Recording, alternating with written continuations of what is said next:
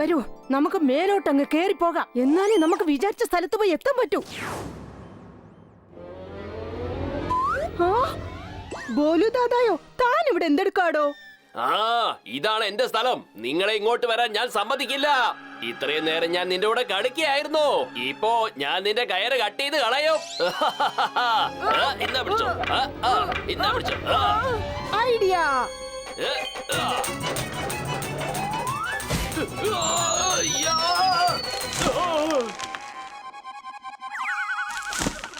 എടോ പതിജേ, ഏത് സമയത്ത് ഈ കയർ കട്ടായി പോകുന്നോ തോന്നുന്നേ. എന്തെങ്കിലും ചെയ്യേ.